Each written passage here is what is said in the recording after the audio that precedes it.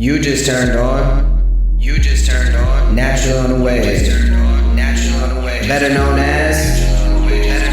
Now. This is where independence is celebrated. So if you're ready to catch these waves, then let's go.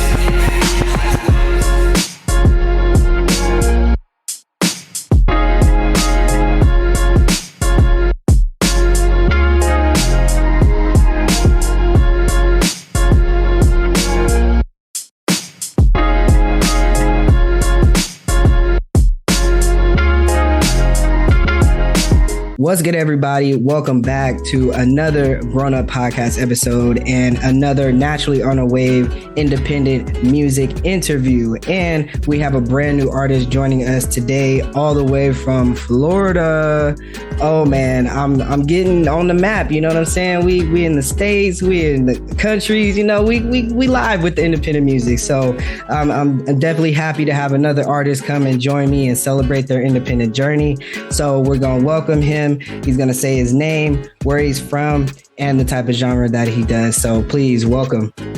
Yeah, it's R.O.N.F Deezle, you know, hailing from Pensacola, Florida. Yes, sir. My style is rap. You know, I like to say R&B, but I can't sing. I just got the influences and everything. So, yeah, man. But more than that, I'm hip hop. You know, I was influenced by the OGs, Biggie, Pac, you know, Rakim. So that's what I kind of gravitate to. I like lyrics.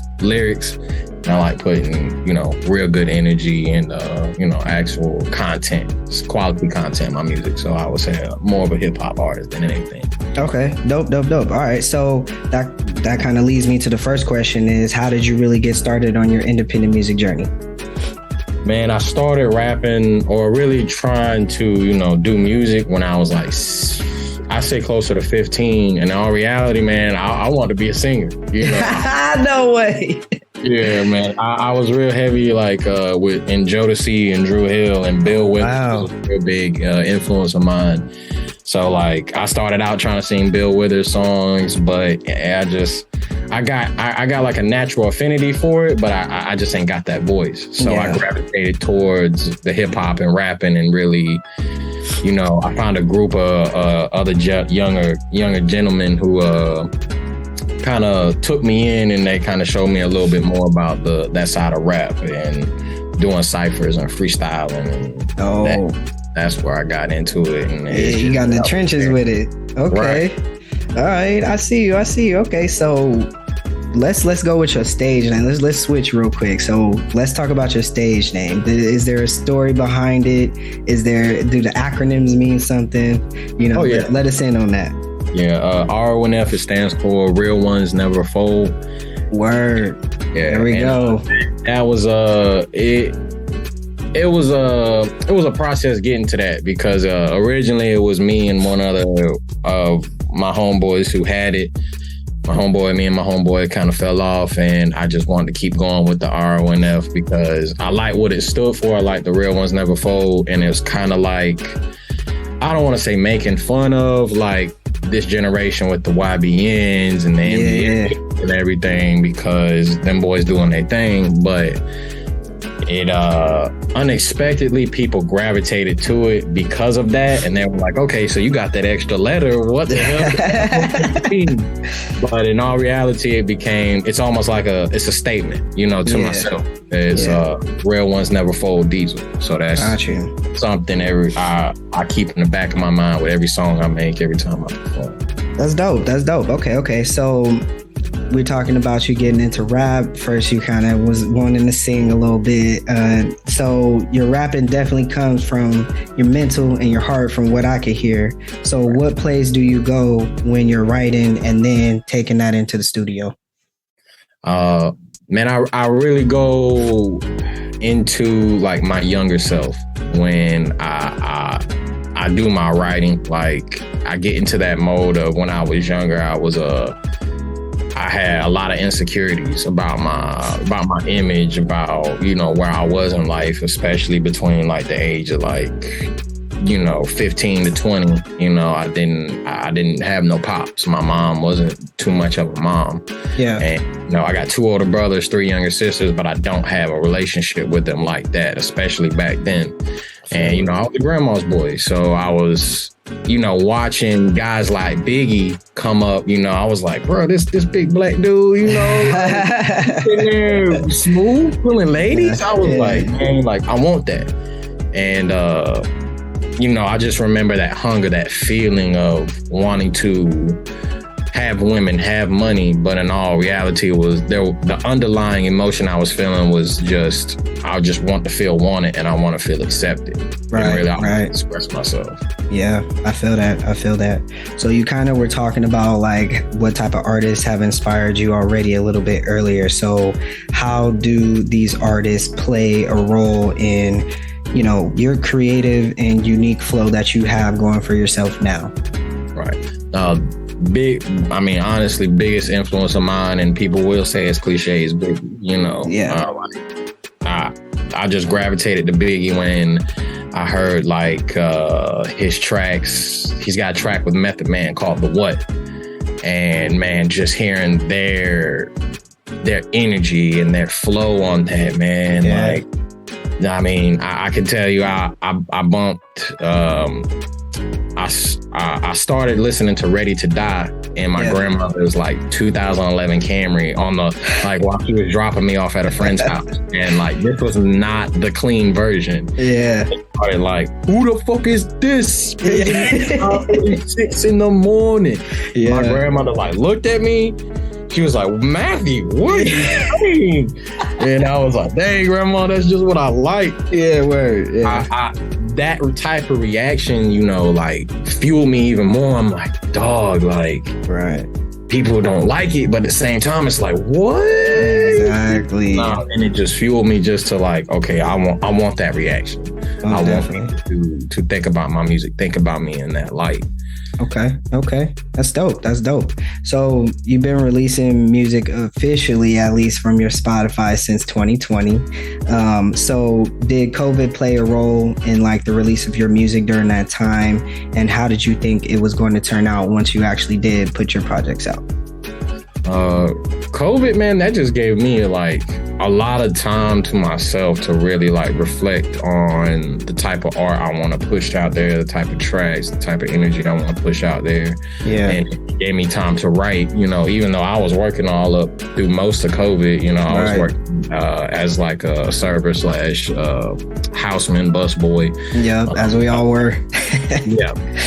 And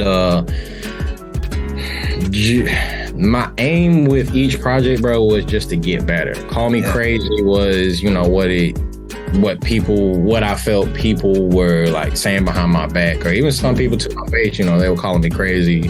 My own family was sitting there like, you trying to be a rapper? Right. And it's like, at the end of the day, man, like, I don't even really call myself a rapper. I call myself an MC, a master of something, because I got a true love for rap, like, that just transcends all boundaries, all ages, colors. It don't matter, man. I got appreciation for all types of artists, but through rap, I really got an appreciation for all music, and that's including rock, country, death metal. Like, I don't knock it. I don't knock any for music because of what I've been doing with rap. Yeah. To get back a little bit more back on subject, with Call Me Crazy, I wanted to express myself. I wanted people be like, you calling me crazy? Right. I'm gonna show you crazy. Yeah. And I got out there and I put that out there, and people really like surprised me with the feedback and the fact people were fucking with it. And that just pushed me to just keep doing it. And then I followed next year with Brighter Days, and that was during a time when I was very down on myself and not sure if I wanted to continue rapping or continue doing anything with music. And that's where all those 8 tracks come from. That was a little more me of refining my sound, refining who I am, and really showing people what I want to be portrayed as and what I'm really about as far as my music and who I am. Right. Okay. All right. So that kind of leads into the next question, where we're going to talk about the latest album that you got out that just got released this year. So let's talk about how that process was, how putting the tracks together was, and what kind of were you going through mentally? Because it seemed like, again, another album that you're putting your heart, and your thoughts out onto. Yeah. First off, big shout out to my dog Wyatt Coleman, because he produced every track on there. All those beats are his. He did most of the engineering for it. Shout out. I met him through basically social media, even though we live in the same town. Right. I reached out to him about a feature on Brighter Days called Hate Me. And I never met the cat before that, and just stemming from that feature with Hate Me, we just gravitated toward each other. And I believe it was about late 2020 where he finally showed me some of his beats, and I was like, oh, dog, what are these? Where did these come? And I was just like, man, you gotta send me a pack. And and from there I just started, I did a track or two on some of his, and then we just started talking about it, and I was like, yeah, it'd be nice to do a project, where it's executive produced. And we just started working late 2021. We started working on that and getting those crispy. And man, it was just a beautiful process with that. Even though it's only 7 tracks, man, those 7 tracks, I really put my pieces of my heart on each of those tracks. I most definitely can hear that for sure. A lot of my insecurities, a lot of my, confidence is expressed on those tracks. But some of them were very hard to drop. Some of them I was very unsure about, like God's Child. That was about my struggle with my faith, and even to this day, I still struggle with, feeling close to God, feeling like I'm a good person. Yeah.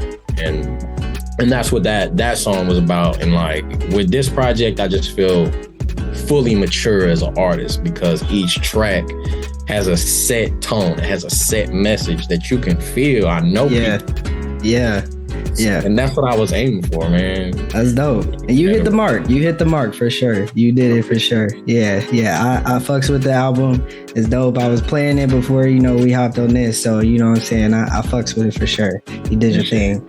Yeah, for sure. So you kind of already talked about you collaborating with the producer you just mentioned. So that leads me to my next question. How much does collaborating mean to you, not only with artists, but producers as well? Oh man, that's the reason I personally do music. I'm pretty shy, I'm pretty awkward, I'm not too sociable in my regular life, dude. I'm real quiet unless you get to know me. And that was another reason I started doing music, was to put myself out there in that way. So collaborating with producers, artists, that's why I do it, bro. That's why we make music as people, bro, is to connect with other people. So it's man, I don't care about people paying me for features. If I ever get to that point, unless I'm signed or something, or I'm making millions of dollars, that's one thing. Until I get to that point, I don't. Somebody hit my line talking about a collaboration, we gonna collaborate. Word. I take a minute, but and that's why I do it, man. I mean, and I learned that it's affirmation with, songs like Hate Me or the other collaborations I've done where they just come out and they're bangers, man. Yeah. And even if some of them are not bangers, it's just the whole experience of making the songs and being I did that with that person. You got a relationship now. Yeah, that's why I love doing this whole segment that I have with the Natural on the Wave. The Now thing is collaborating with artists, getting to hear you guys' stories, and collaborating with other people just on the podcast as well. It's really eye-opening to connect with other people, to understand another person's story, to understand their struggle and what they go through. Because at the end of the day, we all basically kind of go through the same shit. You know what I mean? It's just in a different fashion, different environment, all of that, plays a factor, but we still connected, you know what I'm saying? So I definitely I feel you about collaborating, because it definitely can bring the kind of inner part out, you know what I mean? And I'm the same way. I can be social, but I choose to just be quiet when I go out in public, and podcast allows me to have that type of outlet to, you know, express myself. So I can feel where you're coming from. So do you have any other talents or hobbies that you dabble in as well, that, you know, maybe the just a little sneak of what the audience might not know about you? Man, I used to be able to play harmonica. Used to be harmonica. Wait. Yeah, because my grandfather, man, he always wanted to play harmonica. Oh, dope. And I actually have one of his old harmonicas, but he was never like any good. That's dope. And we have like one of his like army buddies was almost like a country music star. He taught me a little bit of guitar. I'm not like super good. I can't shred up, you know, a guitar. You know a couple strings are good. I know a couple strings, but I'm rusty as hell because I ain't done it in years, you know, because I've been focusing more on my rap and everything. Right. Man, other than that, man, I'm a cook. I'm good at cooking, you know. Hey, that's still something. That's right, something too. Right. You don't hear a lot of people saying they're good at cooking. That's lit though. I throw something up in the kitchen real quick, right? Okay, y'all heard the man. He cooks it up, right?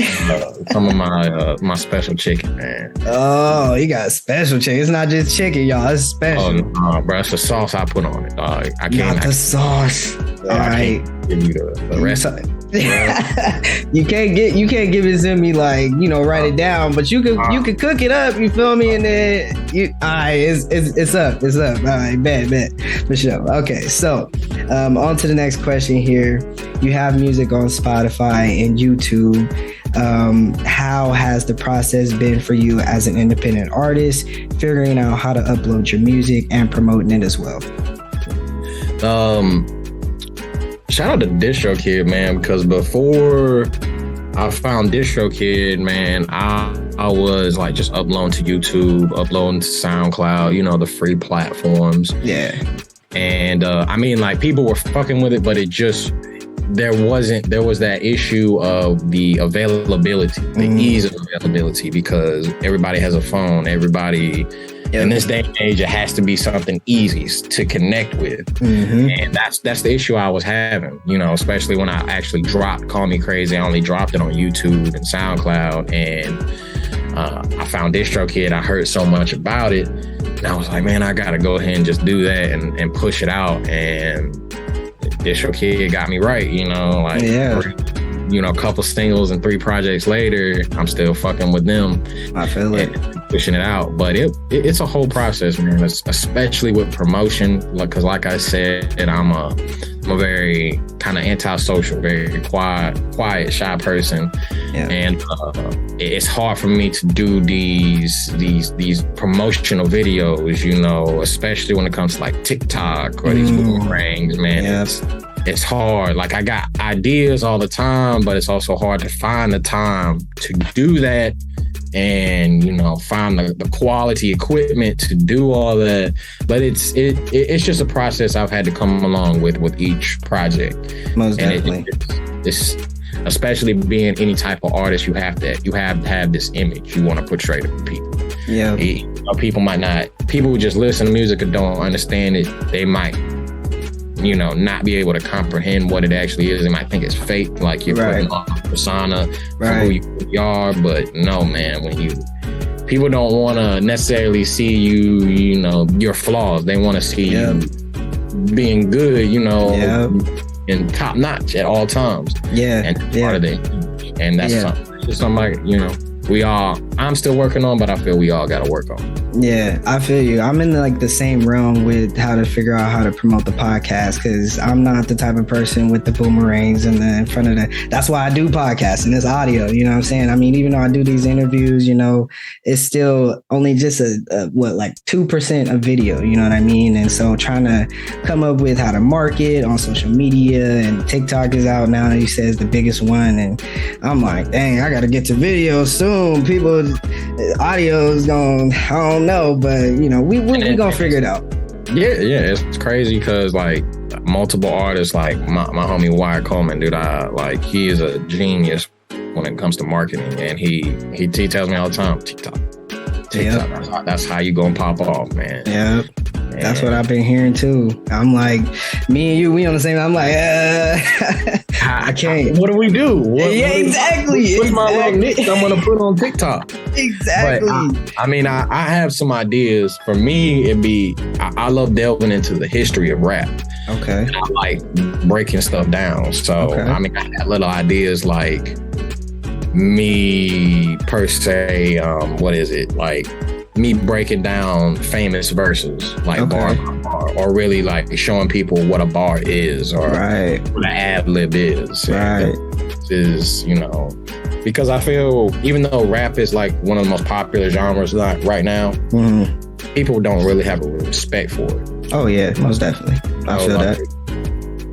Especially with a lot of these new wave rappers, man, and they just it's a lot of gang stuff, it's a lot of violence, a lot of drugs, a lot of sick. And don't get me wrong, I know that's a part of hip hop, I know it's a part of rap and black culture, but that's not the whole thing. Exactly. Yeah, and we definitely need other people out there saying that it's not. You know what I mean? And showing the part that what it is, you know what I'm saying? The truth. So yeah, the world needs us at the end of the day. On to the next question here. So what kinds of challenges have you had to face so far on your independent journey, and what or who have helped you through them? Man, the challenges, dog, it's the what how can I put this? It's the I guess the exposure, and it's like the underlying hate, because it just in these last like 2 years, even though I've been doing this over 10 years, I've really seen it in my city where people, even other artists who are at the same level as you, who ain't like doing millions on Spotify, right? They're in that state of mind of, okay, what can you do for me? What can me collaborating with you? How can that help my career? Exactly. And in my mind, bro, like I said, dude, I'm not on that. I'm not aiming to get millions of plays, aiming to get a deal off my music. Like I'm aiming to make good music and put something that's out there. Right. And that's one of the hardest things I've had to come to terms with. Like I've just had to like disconnect with people that, you know, I did collab with, because on another tip that it's just like, bro, I'm not down with that. Yeah, definitely. I feel you. With music. I mean, if it comes to that point where, you know, our energy ain't meshing like that, okay, but that's if it comes to that point. Yeah, I think we're like having some type of shift in the air to where it's really like every person's fighting for themselves type of thing. And it doesn't have to be like that. You know what I mean? And that's a lot of why I have this segment of supporting independent artists and supporting independent people in general, because we have to support each other. You know, we have to support ourselves. You know what I'm saying? Like, it takes a village, and we are the village. We are the people to turn to your neighbor and literally help them. You know what I mean? Like, that's all you got to do. And like recently I've only started getting like a couple artists that are like, so how much do I have to pay for this or whatever? And I'm like, nah, it's nothing. This is free. Like I'm independent, you're independent. Let's help each other. That's all this is. You know, it's love, it's vibes, it's supporting each other, and all of that. We have to get out of that mentality of just every person for themselves. Like, it's really not. You know what I mean? We can support each other and we can uplift each other while also being on our own movement and doing what we doing. You know what I mean? So I'm glad you put that out there for sure. So as we're kind of wrapping this up a little bit, what motivates you on this journey, and what advice do you have for people wanting to do independent music? And my motivation, man, is to show the younger generation, the people who might come after me, whether I blow or not, bro, whether I'm just always gonna be a local rapper. Bro, I just want to show them it's possible, man, and just keep grinding, keep doing it, and do it for you. Definitely. A big motivation for me, man, is, my friends and even people who don't really know me telling me, like, dang, yo, I can hear your evolution. I can hear you getting better. And it's like, I just want to change people's perception of rap. Yeah. Especially in my city, because I'm from Pensacola, Florida. We're not no big city, man. We got some big names that came out of here, like Roy Jones Jr. Yeah. But nothing big as far as rap.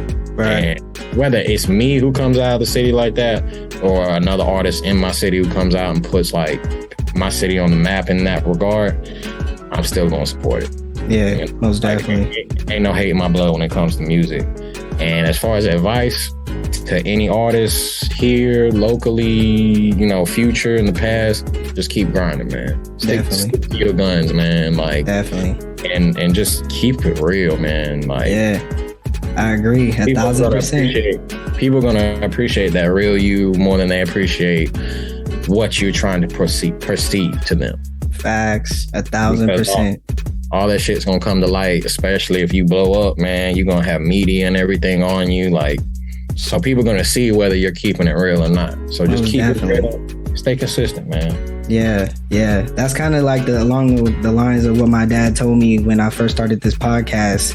Like, he was listening to a couple episodes. He was like, it sounds like you're holding back a bit. You have to be honest. You have to be real. You have to put the truth in of what you actually want the podcast to look like. You know what I mean? And if this is actually your passion, you got to show that. You got to be real and be passionate about this. And like, ever since then, that's when people been like, oh, I've been listening.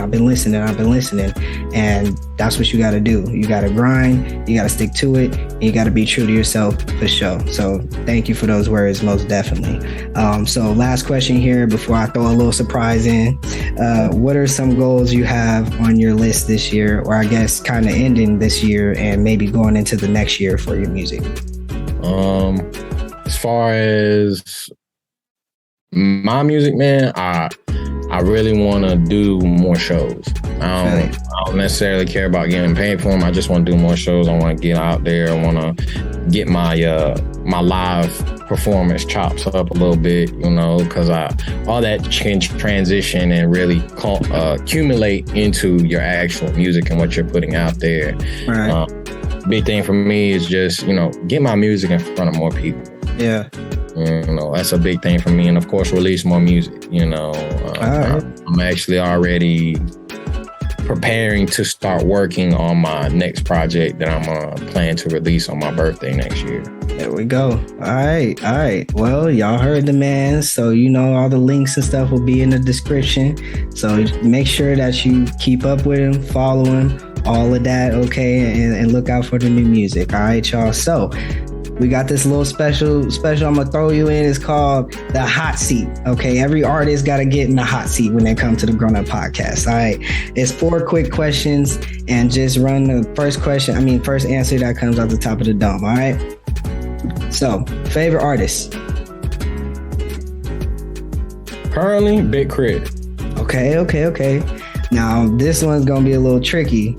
Favorite song currently? I know that was your favorite artist, so what's your favorite song now?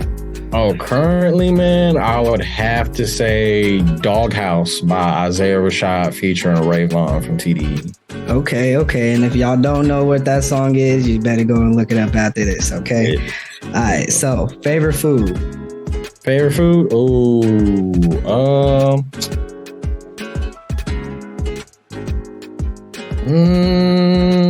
I'll probably have to say jasmine rice.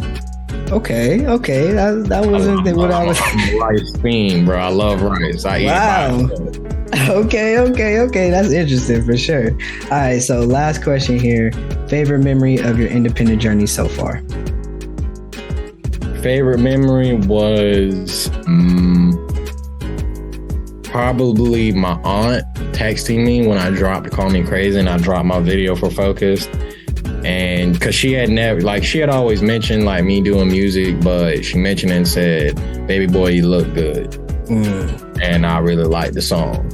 And the next time I saw her, like, was actually accidental. She had Focus playing in her car. Wow. And I don't think she like did that on purpose, because I just popped up and she pulled up, or I pulled up as she was like pulling up.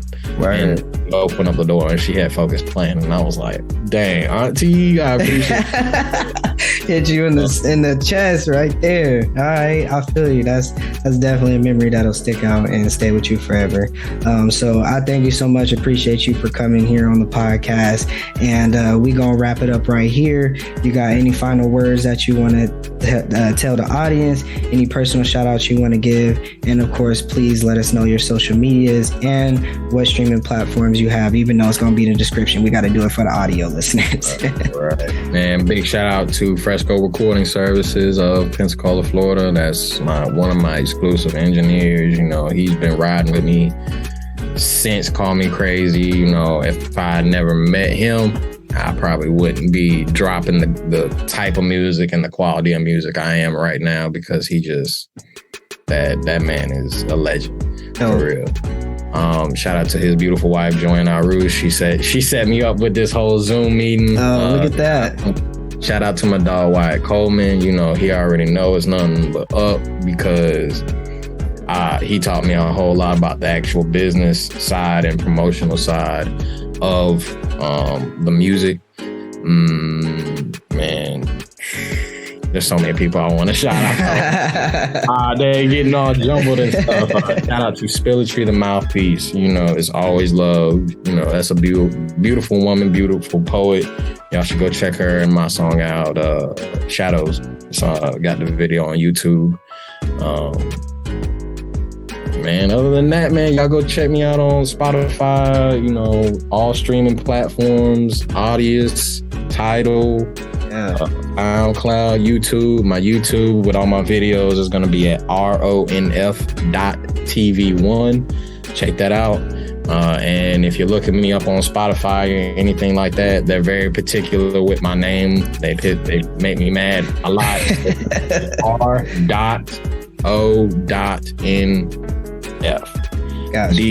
Deezle. For sure. All right. Well, y'all heard the man's, okay? You heard all the links and everything, and that's all gonna be in the description. So y'all please go and click those links, check him out, stream the music that he's got out now, and then of course keep up with him so that you can check out his new music that he got coming in the future. Okay. Appreciate you again for stopping by on the podcast, and we most definitely gonna keep supporting you. And we're gonna have you back here. Yeah, most def, man. There we go. I was expecting you to ask me to hit a freestyle, dude. Okay, we're gonna hit that up for the next one. You know what I'm saying? We only got a little bit of time for the first one, because just to introduce you, to the world. But it's up for the second one. We gonna throw in a couple tricks and you know what I'm saying? We're gonna make it nice for the second one for sure. You're a real artist. If you're a real rapper, you can hit a freestyle. Oh, most definitely. Most definitely. Oh, we gonna get lit for the second. Y'all make sure y'all stay tuned. Okay, because you ain't heard the last of this man. Okay, y'all heard it. We got the special coming for the next one. All right, so y'all check out the links. Stay tuned, and we appreciate you again for joining us. And we're gonna have you back. So keep working, keep grinding. We appreciate you, and we supporting you. All right, everyone else, stay safe, be kind, and we out. National on the Wave, Grown Up Podcast.